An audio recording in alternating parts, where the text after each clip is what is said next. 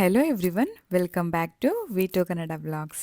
ಇದು ನನ್ನ ಶುಕ್ರವಾರದ ಒಂದು ವ್ಲಾಗ್ ಆಗಿರುತ್ತೆ. ಮಾರ್ನಿಂಗ್ ನನ್ನ ಎಲ್ಲ ಕೆಲಸಗಳನ್ನು ಮುಗಿಸ್ಕೊಂಡು ಇವತ್ತಿನ ಮಾರ್ನಿಂಗಲ್ಲಿ ನಾನು ನನ್ನ ಹಸ್ಬೆಂಡ್ಗೋಸ್ಕರ ಅಂತ ಹೇಳ್ಬಿಟ್ಟು ಆರೆಂಜ್ ಜ್ಯೂಸನ್ನು ಮಾಡಿಕೊಡೋಣ ಅಂತ ಹೇಳ್ಬಿಟ್ಟು ಇದರ ಒಂದು ಪಿಲ್ ಆಫನ್ನು ಮಾಡ್ತಾಯಿದ್ದೆ. ಆರೆಂಜ್ ಜ್ಯೂಸ್ ಕುಡಿಯೋದ್ರಿಂದ ನಮ್ಮ ಒಂದು ಸ್ಕಿನ್ಗೆ ಆಗಲಿ ಅಥವಾ ಹೆಲ್ತ್ಗೆ ಆಗಲಿ ತುಂಬಾ ಬೆನಿಫಿಟ್ಸ್ ಇದೆ. ನಮಗೆಲ್ಲ ಗೊತ್ತಿದೆ, ಆರೆಂಜಲ್ಲಿ ವಿಟಮಿನ್ ಸಿ, ಪೊಟ್ಯಾಷಿಯಮ್ ಮತ್ತು ಫೈಬರ್ ಇರೋದ್ರಿಂದ ನಮ್ಮ ಒಂದು ದೇಹಕ್ಕೆ ಈ ಒಂದು ಜ್ಯೂಸ್ ಕುಡಿಯೋದ್ರಿಂದ ಬಾಡಿ ಫುಲ್ ಎನರ್ಜೆಟಿಕ್ ಆಗಿರುತ್ತೆ. ಸೊ ಈಗ ನಾನು ಒಂದು 2 ಕಿತ್ತಳೆ ಹಣ್ಣನ್ನು ತೊಗೊಂಡಿದ್ದೀನಿ. ಅದನ್ನು ಪೀಲ್ ಆಫ್ ಮಾಡಿಕೊಂಡು ಒಂದು ಜ್ಯೂಸರ್ ಇರುತ್ತೆ ಅಲ್ವಾ, ಸೊ ಅದಕ್ಕೆ ಈ ಪೀಲ್ ಆಫ್ ಮಾಡಿರುವಂಥ ಪಲ್ಪ್ಗಳನ್ನೆಲ್ಲ ಇದಕ್ಕೆ ಹಾಕ್ಕೊಳ್ತಾ ಇದ್ದೀನಿ. ಹಾಗೆ ಇದಕ್ಕೆ ನಾನು ಒಂದು 2 ಸ್ಪೂನಷ್ಟು ಶುಗರನ್ನು ಆ್ಯಡ್ ಮಾಡ್ಕೊತಾ ಇದ್ದೀನಿ. ಶುಗರ್ ಅಂದರೆ ಆಪ್ಷನಲ್, ಅಂದರೆ ನಿಮಗೆ ಬೇಕಾದರೆ ಹಾಕ್ಕೊಬೋದು, ಬೇಡ ಅಂದರೆ ಇಟ್ಸ್ ಓಕೆ. ಬಟ್ ನನಗೆ ಸ್ವಲ್ಪ ಹುಳಿ ಇತ್ತು ಅಂತ ಹೇಳಿ ಅನಿಸ್ಬಿಟ್ಟು ಸ್ವಲ್ಪ ಶುಗರನ್ನು ಹಾಕ್ಕೊಂಡಿದ್ದೀನಿ. ಹಾಗೆ 1 ತುಂಡಷ್ಟು ಜಿಂಜರ್ ಮತ್ತು ಒಂದು ಸ್ವಲ್ಪ ಲೆಮನ್ ರಸನ ಹಾಕ್ಕೊಂಡು ಇದಕ್ಕೆ 1 ಗ್ಲಾಸಷ್ಟು ನೀರನ್ನು ಹಾಕ್ಕೊಂಬಿಟ್ಟು ಜ್ಯೂಸ್ ಮಾಡಿಕೊಂಡ್ರೆ ನಿಜವಾಗ್ಲೂ ತುಂಬಾ ಚೆನ್ನಾಗಿರುತ್ತೆ. ನಾರ್ಮಲ್ ಆಗಿ ಜ್ಯೂಸ್ ಕುಡಿಯೋದಕ್ಕಿಂತ ಈ ರೀತಿ ಸ್ವಲ್ಪ ಥಿಂಗ್ಸ್ಗಳನ್ನು ಸೇರಿಸ್ಬಿಟ್ಟು ಕುಡಿಯೋದ್ರಿಂದ ಆರೋಗ್ಯ ತುಂಬಾ ಚೆನ್ನಾಗಿರುತ್ತೆ.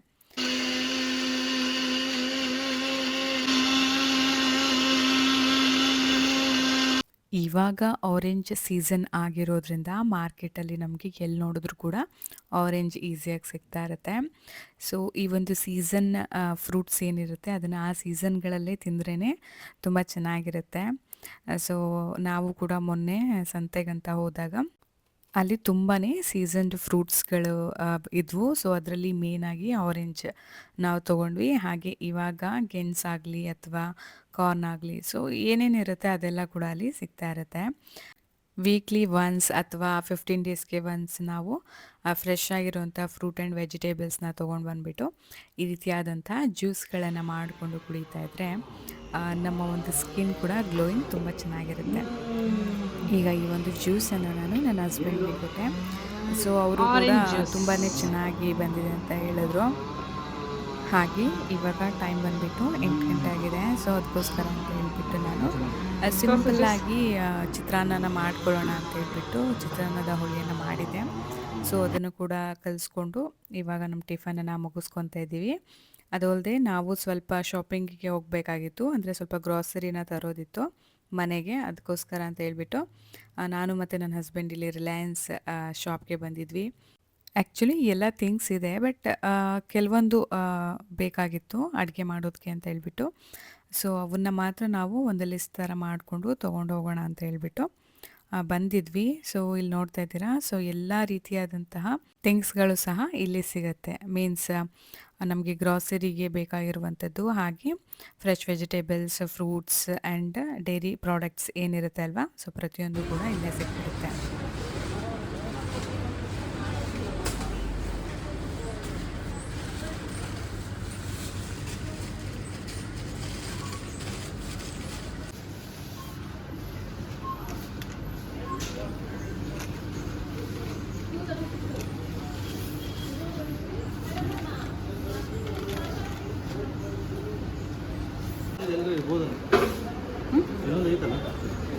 ಹುಡ್ಕೋಣ ಅದು ಬಿಡಂಗಾರ, ಆಮೇಲೆ ಬೇಡ ಅಂತಾರ.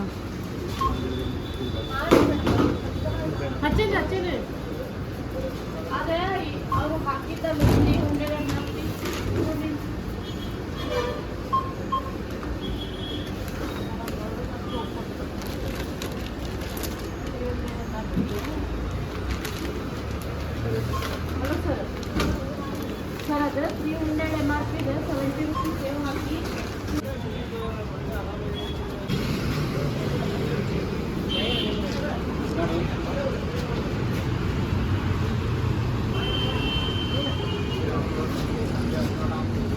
ಅದು ಬಂದು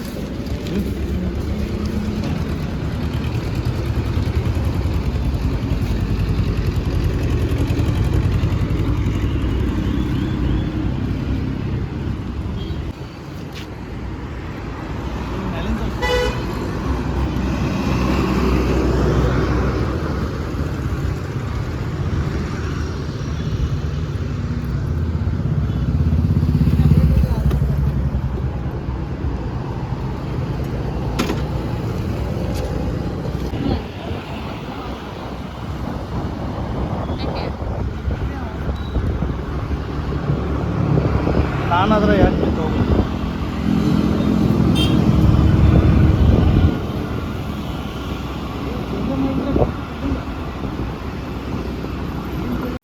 ಇವಾಗ ಮನೆಗೆ ಏನೇನು ಥಿಂಗ್ಸ್ ಬೇಕಿತ್ತೋ ಎಲ್ಲನೂ ಕೂಡ ತೊಗೊಂಡು ಬಂದ್ವಿ.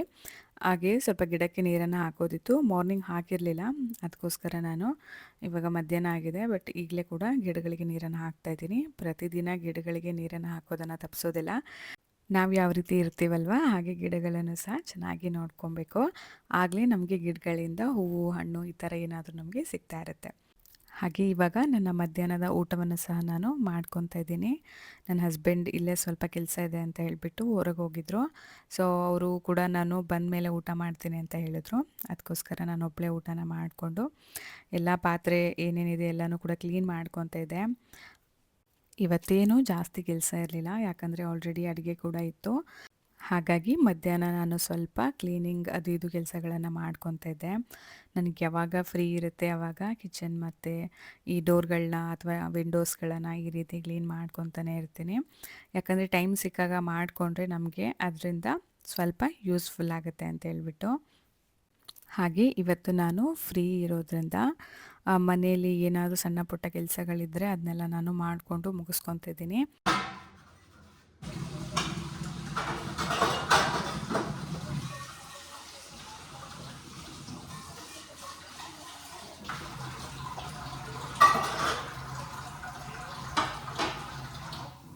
ಇವತ್ತು ನನಗೆ ಸ್ವಲ್ಪ ಜಾಸ್ತಿ ಟೈಮ್ ಫ್ರೀ ಇರೋದ್ರಿಂದ ಅಡುಗೆ ಮನೇಲಿ ಏನೇನು ಥಿಂಗ್ಸ್ ಖಾಲಿ ಆಗಿತ್ತಲ್ವ, ಸೊ ಅದನ್ನೆಲ್ಲ ಮತ್ತೆ ನಾನು ರೀಫಿಲ್ ಮಾಡ್ಕೊತಾ ಇದ್ದೀನಿ. ಈಗ ನಾವೇನು ತೊಗೊಬಂದ್ವಿ ಸೊ ಅದನ್ನೆಲ್ಲ ಕೂಡ ಮತ್ತೆ ಇವಾಗ ನಾನು ಬಾಕ್ಸ್ಗಳಿಗೆ ಫಿಲ್ ಮಾಡ್ತಾ ಇದ್ದೀನಿ. ಆ್ಯಕ್ಚುಲಿ ಸ್ವಲ್ಪ ಬಾಕ್ಸಸ್ಗಳು ಸಹ ಬೇಕಾಗಿತ್ತು, ಬಟ್ ನನಗೆ ಅದನ್ನೇ ತರಬೇಕು ಅಂತ ಹೇಳಿ ಹೋಗಿದ್ದೆ. ಆದರೆ ನನಗೆ ಸ್ವಲ್ಪ ನೆನಪಾಗಲಿಲ್ಲ ಅಂತೇಳಿ ಹಾಗೆ ಬಂದುಬಿಟ್ವಿ.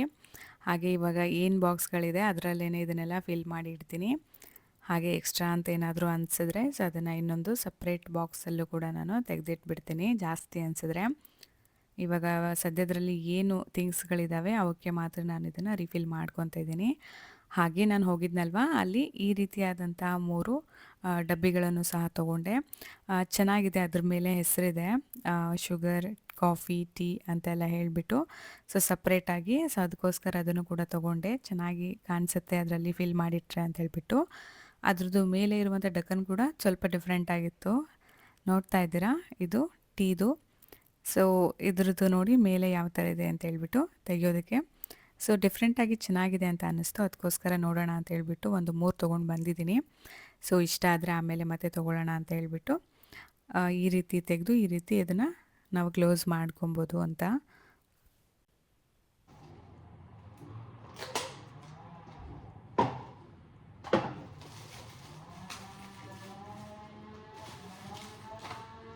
ಹಾಗೆ ರಾಕ್ ಸಾಲ್ಟ್ ಕೂಡ ಖಾಲಿ ಆಗಿಬಿಟ್ಟಿತ್ತು. ಅದಕ್ಕೋಸ್ಕರ ಅದನ್ನು ಕೂಡ ಒಂದು ಪ್ಯಾಕೆಟ್ ಅಷ್ಟು ತೊಗೊಂಡು ಬಂದಿದ್ದೆ. ಈಗ ನಾನು ಮನೆಯಲ್ಲಿ ಸಲಾಡ್ ಮತ್ತು ಅದು ಇದು ಬೇರೆ ಏನಾದರೂ ಮಾಡ್ಕೋಬೇಕು ಅಂತ ಅಂದರೆ ಅದ್ರ ಮೇಲೆ ಈ ಒಂದು ರಾಕ್ ಸಾಲ್ಟನ್ನು ಹಾಕಿ ಮಾಡಿಕೊಂಡ್ರೆ ತುಂಬಾ ಚೆನ್ನಾಗಿರುತ್ತೆ. ಸೊ ಅದನ್ನು ಕೂಡ ಇವಾಗ 1 ಕಿಲೋ ಅಷ್ಟು ತೊಗೊಂಡು ಬಂದಿದ್ದೀನಿ. ಮೊದಲಿಗೆ ತಂದಿದ್ದು ಖಾಲಿ ಆಗಿಬಿಟ್ಟಿತ್ತು, ಅದಕ್ಕೋಸ್ಕರ ಇವಾಗ ಇದೇನು ತಂದಿದ್ದೀನಿ ಇದನ್ನು ಕೂಡ ಇವಾಗ ನಾನು ಫಿಲ್ ಮಾಡಿ ತೆಗೆದು ಇಟ್ಕೊತಾ ಇದ್ದೀನಿ.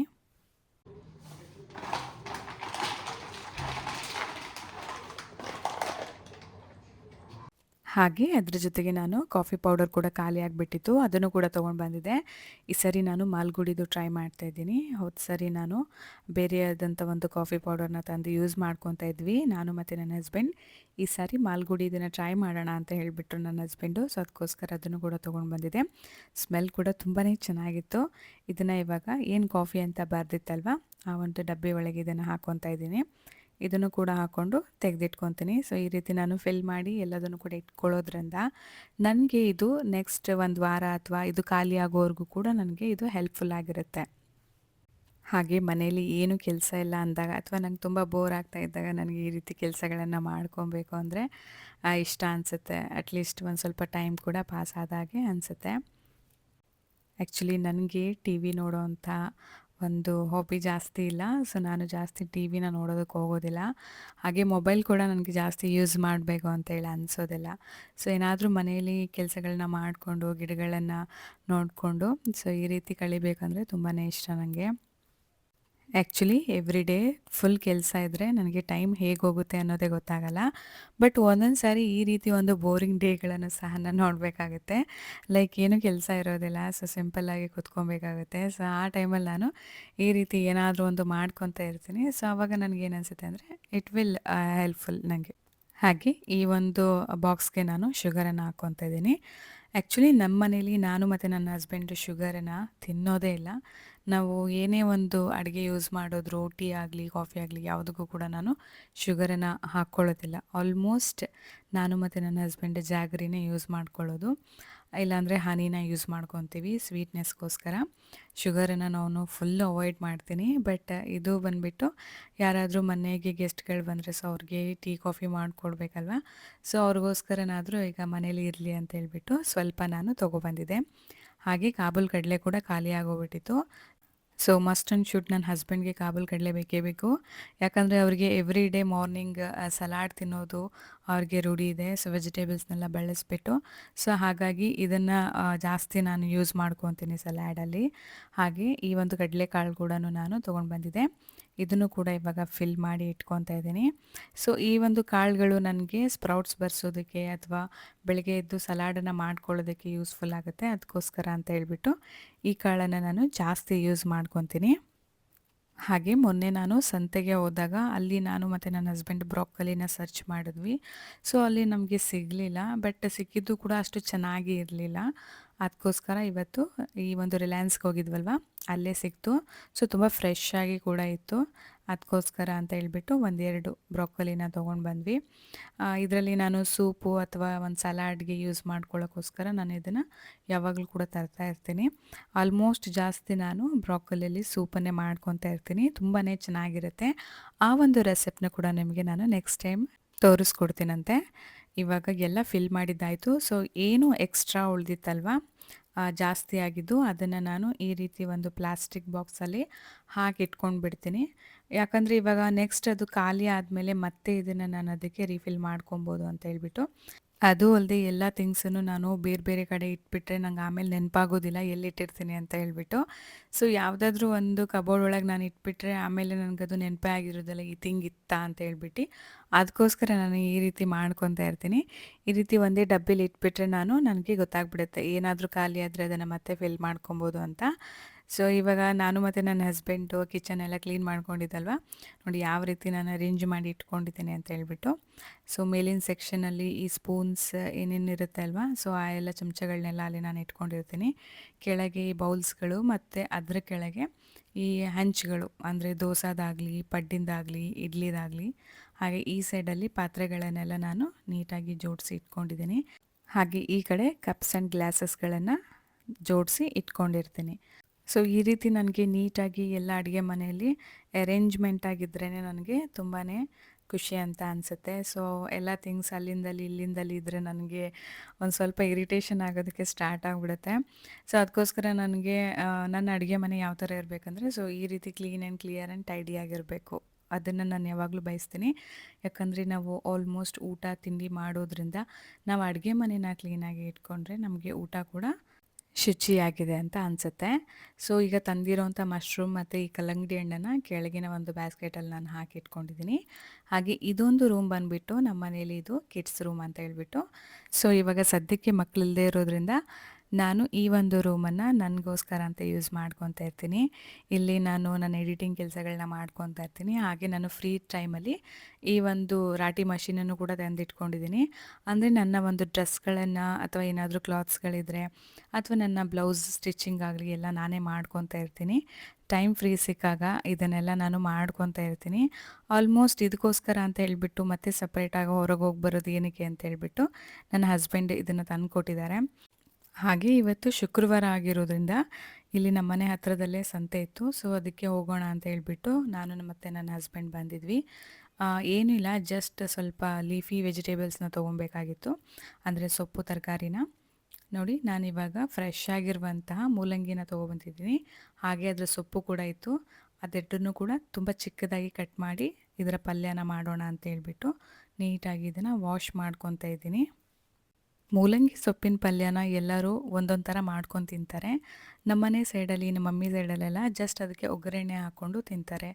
ಬಟ್ ನಾನು ಇದನ್ನು ಇವತ್ತು ಪಲ್ಯದ ರೂಪದಲ್ಲಿ ಮಾಡ್ಕೊತಾ ಇದ್ದೀನಿ. ಅಂದರೆ ಇದಕ್ಕೆ ಸ್ವಲ್ಪ ಸ್ಪೈಸಸ್ಸು ಹಾಗೆ ಕೆಲವೊಂದು ಪುಡಿಗಳನ್ನೆಲ್ಲ ಆ್ಯಡ್ ಮಾಡಿಕೊಂಡು ಒಂದು ಸಿಂಪಲ್ ಆಗಿರುವಂಥ ಪಲ್ಯನ ಮಾಡ್ಕೊಳ್ಳೋಣ ಅಂತ ಹೇಳ್ಬಿಟ್ಟು ಇದನ್ನೆಲ್ಲ ನೀಟಾಗಿ ನಾನು ತೊಳೆದಿಟ್ಕೊತಾ ಇದ್ದೀನಿ. ಅದು ಅಲ್ಲದೆ ಈ ಒಂದು ಪಲ್ಯ ನಮಗೆ ಚಪಾತಿಗಾಗಲಿ ರೊಟ್ಟಿಗಾಗಲಿ ತುಂಬ ಚೆನ್ನಾಗಿ ಕಾಂಬಿನೇಷನ್ ಆಗುತ್ತೆ. ಸೊ ಹಾಗಾಗಿ ಈ ಪಲ್ಯನ ಮಾಡೋದಕ್ಕೂ ಮುಂಚೆ ನಾನು ಬಿಸಿನೀರನ್ನು ಇಟ್ಟಿದ್ದೆ. ಸೊ ಅದಕ್ಕೆ ಇವಾಗ ನಾನೇನು ಚಿಕ್ಕ ಚಿಕ್ಕದಾಗಿ ಕಟ್ ಮಾಡಿ ಇಟ್ಕೊಂಡಿದ್ನಲ್ವ ಮೂಲಂಗಿ ಮತ್ತು ಅದ್ರ ಸೊಪ್ಪನ್ನು ಅದಕ್ಕೆ ಹಾಕ್ಕೊತಾ ಇದ್ದೀನಿ. ಇದಕ್ಕೆ ಹಾಕ್ಕೊಂಬಿಟ್ಟು ನಾವು ಇದನ್ನು ನೀಟಾಗಿ ಬೇಯಿಸ್ಕೊಬೇಕು. ಯಾಕಂದರೆ ಇದು ಬೆಂದ ಮೇಲೆ ನಾವು ಇದಕ್ಕೆ ಒಗ್ಗರಣೆನ ಚೆನ್ನಾಗಿ ಹಾಕ್ಕೊಬೋದು.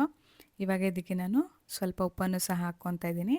ಉಪ್ಪನ್ನು ಹಾಕ್ಬಿಟ್ಟು ಇದನ್ನು ನೀಟಾಗಿ ಬೇಯಿಸ್ಕೊಬೇಕು. ಒಂದು 10 ನಿಮಿಷನಾದರೂ ಆಗುತ್ತೆ ಇದು ಬೇಯೋದಕ್ಕೆ. ಅಷ್ಟರಲ್ಲೇ ನಾನು ಟೊಮ್ಯಾಟೊ ಸಾಂಬಾರನ್ನು ಮಾಡ್ಕೊತಾ ಇದ್ದೀನಿ. ಅದಕ್ಕೆ ನಾನು ಟೊಮ್ಯಾಟೊನ ಹುರ್ಕೊಂಡು ಅದಕ್ಕೆ ಜೀರಿಗೆ, ಅರಿಶಿನ, ಬೆಳ್ಳುಳ್ಳಿ, ಕೊತ್ತಂಬರಿ ಸೊಪ್ಪು ಹಾಗೆ ಸ್ವಲ್ಪ ಉಪ್ಪನ್ನು ಹಾಕ್ಕೊಂಬಿಟ್ಟು ಜೊತೆಗೆ 1-2 ಸ್ಪೂನಷ್ಟು ಖಾರದ ಪೌಡರ್ನ ಹಾಕ್ಕೊಂಬಿಟ್ಟು ಅದನ್ನು ರುಬ್ಕೊಂಡಿದ್ದೀನಿ. ಇವಾಗ ಅದಕ್ಕೆ ಒಗ್ಗರಣೆ ಹಾಕ್ಕೊಬೇಕಲ್ವ, ಅದಕ್ಕೋಸ್ಕರ ಒಂದು ಪಾತ್ರೆಗೆ ನಾನು ಎಣ್ಣೆನ ಹಾಕ್ಕೊತಾ ಇದ್ದೀನಿ. ಎಸ್ಪೆಷಲಿ ನನಗೆ ಟೊಮ್ಯಾಟೊ ಸಾಂಬಾರು ಅಂದರೆ ತುಂಬಾ ಇಷ್ಟ. ಸೊ ಬೇರೆ ಸಾಂಬಾರುಗಳಿಗಿಂತ ನಾನು ಮನೆಯಲ್ಲಿ ಆಲ್ಮೋಸ್ಟ್ ಜಾಸ್ತಿ ಟೊಮ್ಯಾಟೊ ಸಾಂಬಾರನ್ನೇ ಮಾಡ್ಕೊತಾ ಇರ್ತೀನಿ. ಈ ಒಂದು ಟೊಮ್ಯಾಟೊ ರಸಮ್ ರೈಸ್ ಜೊತೆ ತುಂಬಾ ಚೆನ್ನಾಗಿರುತ್ತೆ ಕಾಂಬಿನೇಷನ್ ಆಗಿ. ಇವಾಗ ನಾನು ಒಗ್ಗರಣೆಗೆ ಸ್ವಲ್ಪ ಟೊಮ್ಯಾಟೊ ಮತ್ತು ಅದ್ರ ಜೊತೆ ಸ್ವಲ್ಪ ಕರಿಬೇವು ಸೊಪ್ಪನ್ನು ಹಾಕ್ಕೊಂಡು ಒಗ್ಗರಣೆನ ಹಾಕ್ಕೊಂಡಿದ್ದೀನಿ. ಸ್ವಲ್ಪ ಸಾಸಿವೆ ಕೂಡ ಸೇರಿಸ್ಕೊಂಡಿದ್ದೀನಿ. ಈಗ ನಾನು ಏನು ರುಬ್ಬಿಟ್ಕೊಂಡಿದ್ನಲ್ವ ಮಸಾಲ, ಅದನ್ನು ಇವಾಗ ನಾನು ಪಾತ್ರೆಗೆ ಸೇರಿಸ್ಕೊತಾ ಇದ್ದೀನಿ ನೀಟಾಗಿ. ಸೊ ಇದನ್ನು ಸೇರಿಸ್ಕೊಂಬಿಟ್ಟು ಇದಕ್ಕೆ ನಾವು ಸ್ವಲ್ಪ ನೀರನ್ನು ಕೂಡ ಹಾಕ್ಕೊಬೇಕಾಗತ್ತೆ. ಬಟ್ ಅದಕ್ಕೂ ಮುಂಚೆ ನಾವು ಈ ಹಾಕಿರೋ ಖಾರವನ್ನು ಸ್ವಲ್ಪ ಆಯಿಲ್ ಬಿಟ್ಕೊಳ್ಳೋವರೆಗೂ ಕೂಡ ಸ್ವಲ್ಪ ಒಂದು ಕಡಿಮೆ ಉರಿಲೇ ಇದನ್ನು ಬೇಯಿಸ್ಕೊಬೇಕು. ಇದು ಬೆಂದಾದಮೇಲೆ ನಮಗೆ ಸಾಂಬಾರು ಎಷ್ಟು ತೆಳು ಬೇಕಾಗುತ್ತಲ್ಲ ಅಷ್ಟು ನೀರನ್ನು ನಾವು ಹಾಕ್ಕೊಬೇಕಾಗತ್ತೆ. ಸೊ ಆಲ್ಮೋಸ್ಟ್ ಟೊಮ್ಯಾಟೊ ರಸಮ್ ಸ್ವಲ್ಪ ಜಾಸ್ತಿ ನೀರಾಗಿದ್ರೇ ಚೆನ್ನಾಗಿರುತ್ತೆ. ತುಂಬ ಗಟ್ಟಿಯಾಗಿದ್ದರೆ ಅದು ಅಷ್ಟು ಟೇಸ್ಟ್ ಅಂತ ಅನಿಸೋದಿಲ್ಲ. ಇವಾಗ ಸ್ವಲ್ಪ ಉಪ್ಪು ಕೂಡ ಕಡಿಮೆ ಆಗಿತ್ತು ಅಂತ ಹೇಳ್ಬಿಟ್ಟು ಉಪ್ಪನ್ನು ಕೂಡ ಹಾಕ್ಕೊಂಡೆ. ಹಾಗೆ ಈ ಸೈಡಲ್ಲಿ ನೋಡಿ ಮೂಲಂಗಿ ಮತ್ತು ಅದ್ರ ಸೊಪ್ಪು ನೀಟಾಗಿ ಬೇಯ್ಕೊತಾ ಇದೆ. ಸೊ ಈಗ ನನ್ನ ಹಸ್ಬೆಂಡ್ಗೆ ನೈಟ್ ಶಿಫ್ಟ್ ಇರೋದ್ರಿಂದ ಅವರು ಕೂಡ ಡ್ಯೂಟಿಗೆ ಹೋಗಬೇಕು. ಆಲ್ರೆಡಿ ಈಗ ಟೈಮ್ ಆಗಿದೆ. ಸೊ ಅಷ್ಟರಲ್ಲಿ ನಾನು ಅವ್ರಿಗೆಲ್ಲ ಅಡುಗೆನೂ ಕೂಡ ಮಾಡಿ ಬಾಕ್ಸ್ಗೆ ಹಾಕಿ ಕೊಡಬೇಕು. ಅದಕ್ಕೋಸ್ಕರ ನಾನು ಎಗ್ಗನ್ನು ಕೂಡ ಬೌಲ್ ಮಾಡ್ಕೊತಾ ಇದ್ದೀನಿ. ಅದ್ರ ಜೊತೆ ಸಾಂಬಾರು, ಪಲ್ಯ, ಚಪಾತಿ, ರೈಸ್ ಕೂಡ ಆಗಿದೆ. ಸೊ ಎಲ್ಲನೂ ರೆಡಿ ಮಾಡ್ಕೊತಾ ಇದ್ದೀನಿ. ಇವಾಗ ಬೆಂದಿರೋ ಮೂಲಂಗಿನ ನಾನು ಸೋಸ್ಕೋತಾ ಇದ್ದೀನಿ. ಅದ್ರ ನೀರನ್ನೆಲ್ಲ ತೆಗೆದುಬಿಟ್ಟು ನೀಟಾಗಿ ನಾವು ಅದನ್ನು ಸೋಸ್ಕೊಬೇಕಾಗತ್ತೆ. ಹಾಗೆ ಸ್ವಲ್ಪ ಹೊತ್ತು ಅದನ್ನು ಒಂದು 5 ನಿಮಿಷ ಇಟ್ಟರೆ ಅದರಲ್ಲಿರೋ ನೀರೆಲ್ಲ ಕೂಡ ನೀಟಾಗಿ ಕೆಳಗೆ ಇಳ್ಕೊಂಬಿಡುತ್ತೆ.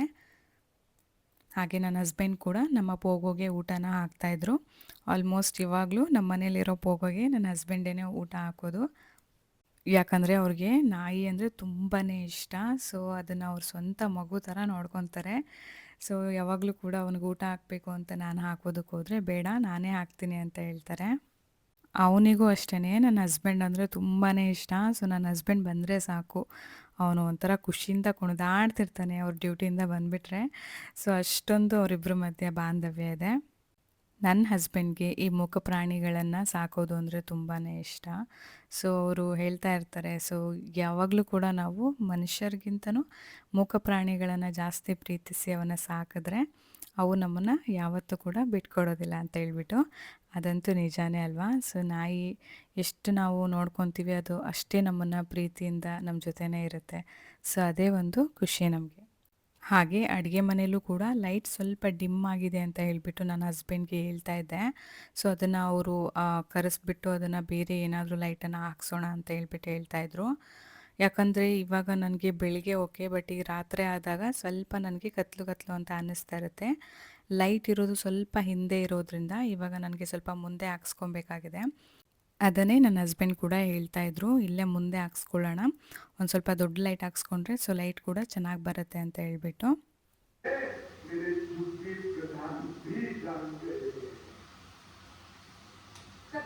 ಸೊ ಇವಾಗ ಪಲ್ಯ ರೆಡಿಯಾಗಿದೆ.